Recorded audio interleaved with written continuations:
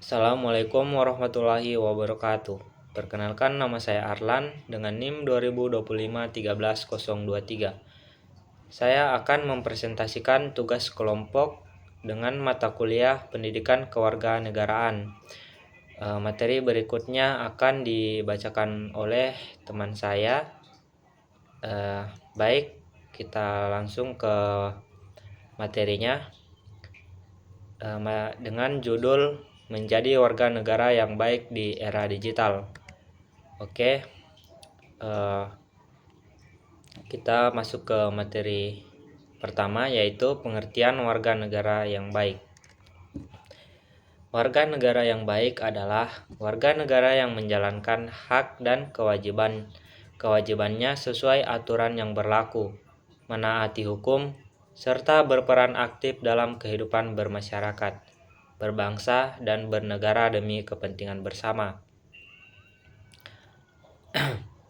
Singkatnya, warga negara yang baik adalah warga yang bertanggung jawab, menghormati hukum, serta berkontribusi positif bagi kemajuan bangsa dan negara. Seperti yang kita lihat pada gambar di samping, gambar warga negara yang baik yang pertama itu adalah taat hukum dan peraturan dengan memahami hukum dan peraturan yang berlaku dalam kehidupan sehari-hari. Kemudian menghormati hak orang lain, menghargai perbedaan suku, agama, ras, dan budaya, serta menjunjung tinggi toleransi. Kemudian berpartisipasi dalam pembangunan, aktif dalam kegiatan sosial, gotong royong, dan berkontribusi untuk kemajuan lingkungan dan negara. Kemudian cinta tanah air, bangga sebagai bangsa Indonesia, menjaga nama baik bangsa, dan siap membela negara. Kemudian melaksanakan kewajiban seperti membayar pajak, mengikuti aturan, dan ikut serta dalam kegiatan masyarakat. Kemudian menjaga persatuan dan kesatuan bangsa, mengutamakan persatuan, menghindari perpecahan, dan selalu mengutamakan kepentingan bangsa. Kemudian peduli terhadap lingkungan dan fasilitas umum, menjaga kebersihan lingkungan serta merawat fasilitas umum sebagai bentuk tanggung jawab bersama. Perlu diingat, menjadi warga negara yang baik bukan hanya tentang hak yang kita dapatkan, tetapi juga tentang kewajiban yang kita jalankan dengan penuh tanggung jawab. Bersama kita bisa Indonesia maju. Baik, Assalamualaikum warahmatullahi wabarakatuh. Perkenalkan, nama saya Isal Marsal dengan NIM 2025 13043. Di sini saya akan melanjutkan materi yang telah disampaikan oleh rekan saya sebelumnya. Kita lanjut ke bagian tantangan generasi muda di era digital. Generasi muda di era digital menghadapi berbagai tantangan yang mempengaruhi kehidupan, pendidikan, dan pergaulan. Beberapa tantangan tersebut antara lain seperti yang ada pada gambar berikut ini, yaitu yang pertama, penyebaran hoaks dan informasi palsu. Informasi yang salah mudah menyebar dan menyesatkan jika tidak cerdas menyaring informasi. Yang kedua, kecanduan gadget dan media sosial. Penggunaan berlebihan dapat mengganggu kesehatan, waktu istirahat, dan menurunkan produktivitas. Yang ketiga, yaitu perundungan siber. Perundungan di dunia maya dapat menyakiti hati dan berdampak pada kesehatan mental. Yang keempat, menurunkan etika dalam berkomunikasi.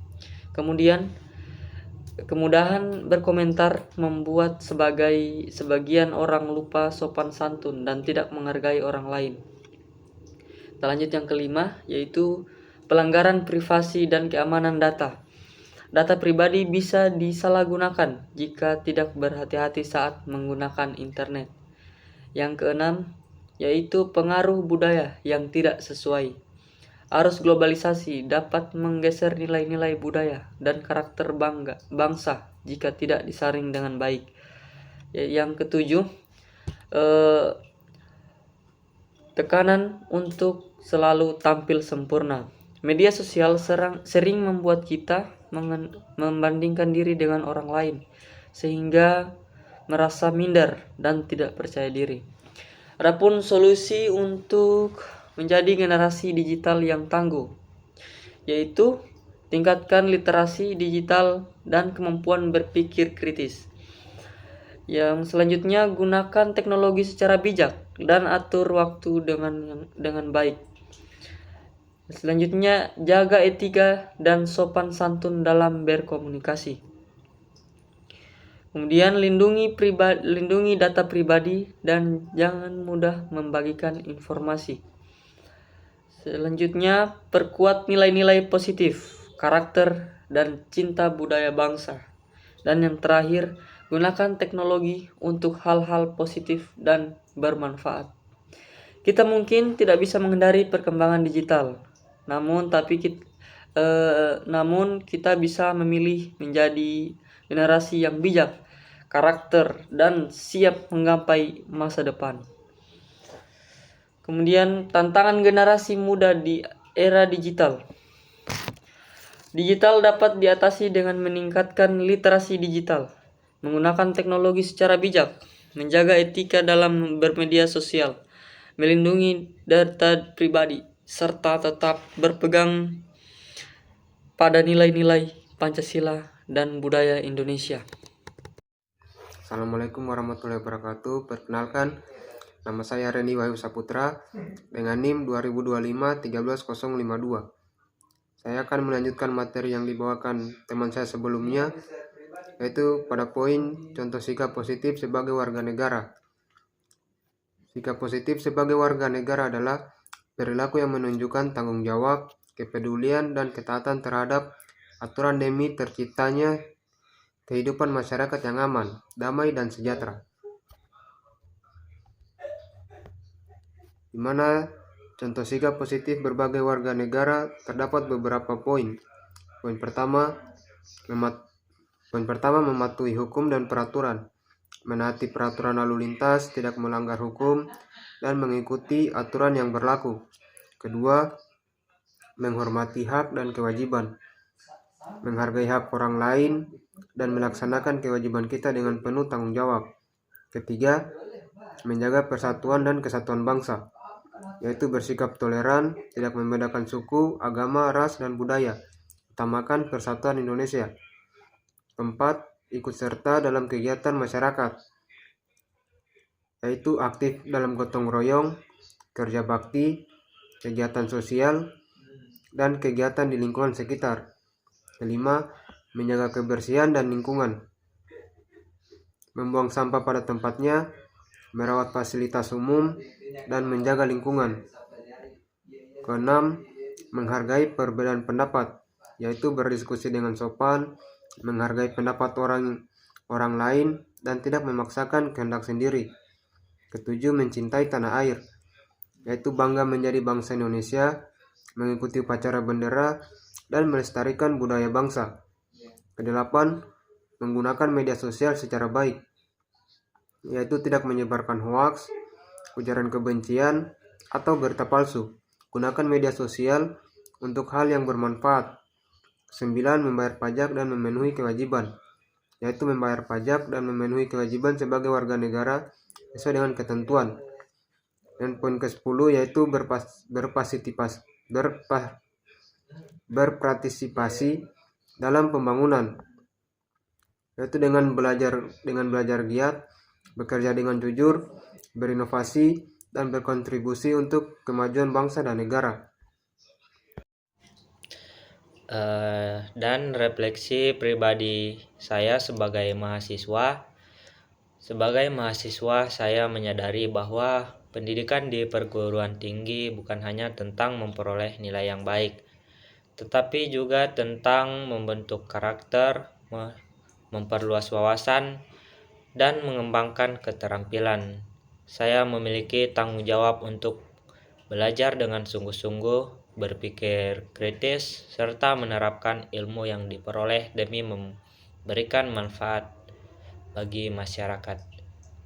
Kemudian adapun refleksi pribadi menurut pribadi saya sebagai mahasiswa, yaitu saya menyadari bahwa pendidikan di perguruan tinggi ini bukan hanya tentang memperoleh nilai yang baik. Nah boleh, anuku itu anjing. Ini KW, ini Randy. Kau baca Mi? Bisa juga. Ayo, nanti dipotong. Kemudian refleksi pribadi menurut saya sebagai mahasiswa, saya juga menyadari masih banyak hal yang perlu saya tingkatkan, seperti kedisiplinan, kemampuan mengatur waktu, dan keberanian untuk terus belajar dari pengalaman. Tantangan selama menjadi mahasiswa akan saya jadikan sebagai motivasi untuk terus berkembang, bukan sebagai alasan untuk menyerah. Sekian dari saya akan menyerahkan ke pemateri selanjutnya.